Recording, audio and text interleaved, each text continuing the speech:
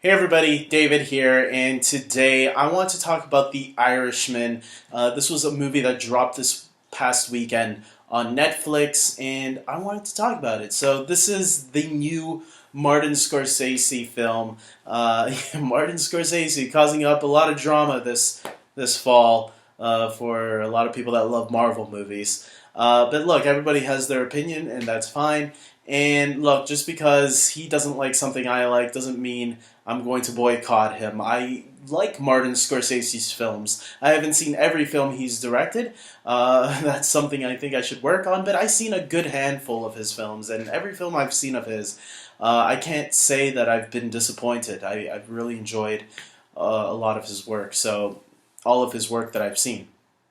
So going into this movie, you heard about the length that this movie was going to go straight to Netflix. Although it did get a limited release in theaters, I did not see it in theaters, but I did see it on Netflix, and for maybe it was for the best. And I'll leave that part for the end.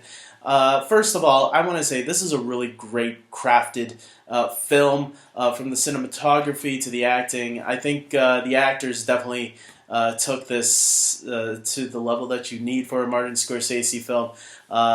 From Robert De Niro, who carries this movie all the way, to Joe Pesci and Al Pacino, as well as the rest of the supporting cast. But I think those three are the ones that are going to get the acclaim. I really was impressed with Joe Pesci. Has always been a great actor, but you always think of him as that hot-headed character that swears a lot, yells a lot, and in this movie he takes it back a little bit. He plays it a more calm, reserved type character, and it was interesting seeing him play that type of role.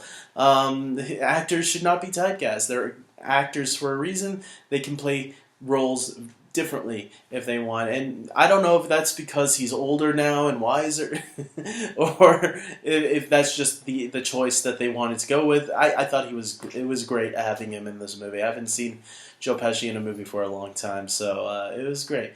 I really did love Robert De Niro in the role, and Al Pacino as well. Al Pacino plays Jimmy Hoffa in this movie, which obviously the movie is based on true events, or yeah, about the death of Jimmy Hoffa. Yeah, so the movie was great, but I am going to say this is my negative about the movie. It did go on a little bit longer than it should have. I felt 3 hours and I think it was 20 minutes.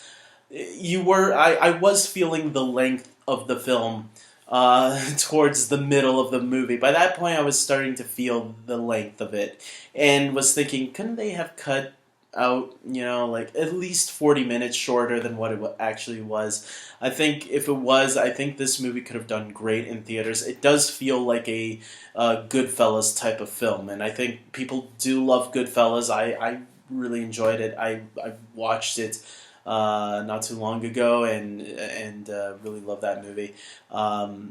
This has that kind of a feel to it, like a Goodfellas or a Wolf of Wall Street type of feel to it. So I think if you are a huge Martin Scorsese fan, you are not going to be disappointed with this movie. Other than the length, but the good thing about Netflix is you can pause, you can come back to it after a while.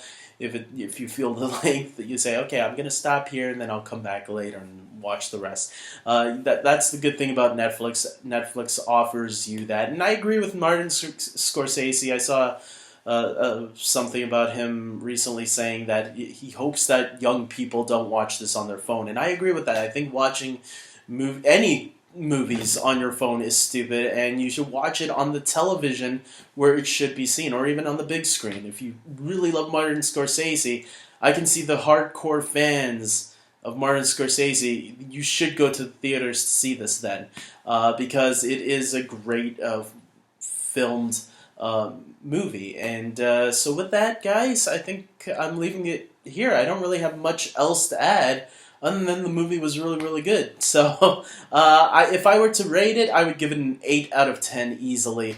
Definitely, I think I can see a lot of people putting this in their top 10 of the year for sure. As for me, I don't know. I think it could make it in my top 10, maybe top 5. I don't know. I'll do that list towards the end of the year. Right now, we still have a couple more movies to add to my list, so we'll see how the rest of the year goes. And with that being said, I hope you guys liked this video. Please subscribe to my channel, and until next time, take care.